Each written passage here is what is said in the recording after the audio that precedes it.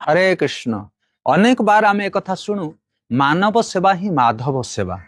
भगवान कौन सेवा करिवो? मनुष्य मानकर सेवा कर, भगवान प्रसन्न हो।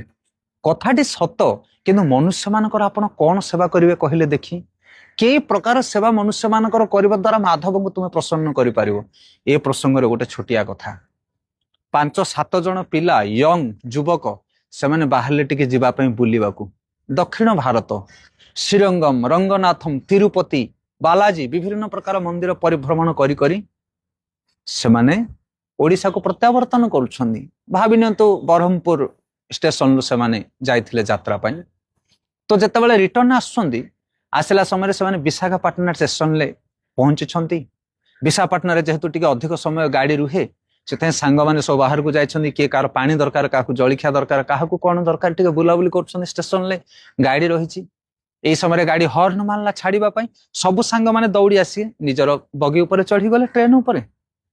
किंतु ता भितर गोटे पिला थाए, करपति घर पुओ, गोटे धनी बापर पुओ गोटे, आउ सी सांग हिसाब से जाए। सी दौड़ी आसवा समय अकस्मात जड़े कुली गोटे बहुत भार ट्रंक नहीं जाऊला, से ट्रंक रे मुंड धक्का हो गला।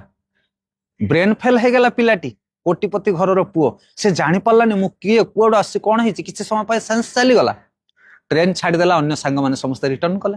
बर्तमान यही पिलाटी विशाखापाटना स्टेशन में सेंसलेस होगी पड़ा। आउ किसी समय पर चेता तो पाईगला, कि चेतना पाइलानी, माने से पागल हो गला। से बुझी पार्लानी मु किए कुआड़ आसी। यही जमी देखुं रास्ता कड़े असंख्य पागल, से भली गोटे पागल पलटि गला। सी अन्य सांग मैंने घरे आसिक पहुंचले गाँव रे। तांको बापा पचारे मो पुओ कहीं ना, आमे जानिनु विशाखापाटना स्टेशन में ओह्लई थिला, आउ तापरे आमे ताके देखिनु।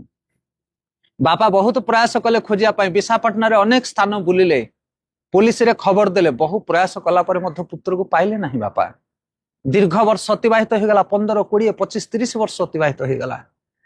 अकस्मात दिने से ब्रह्मपुर किसी लोक जाइथांदी विशाखापाटना कौन से ऑफिशियल वर्क रे, एवं गला बेले से माने अकस्मात देखिले से पिलाटा को, अरे ये तो सही कोटिपति घर पुओ।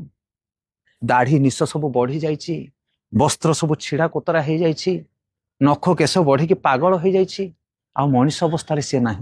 एमाने देखिके हृदय दया आसला 4 जनकर, कारण जेहेतु गाँव लोक एमाने थिले, चिन्ही पारिले। तत्क्षणा तो जड़े लोक जाई कौन करुछि ना, से चा मागिकी खाउथिला होटेल ले पिलाटी, ये सांगे सांगे ताकू कौन कले ना, सुंदर सुंदर गरम गरम जलिखिया गोटे प्लेट देले, 20-30 टଙ୍କା 50 टଙ୍କାର गोटे प्लेट।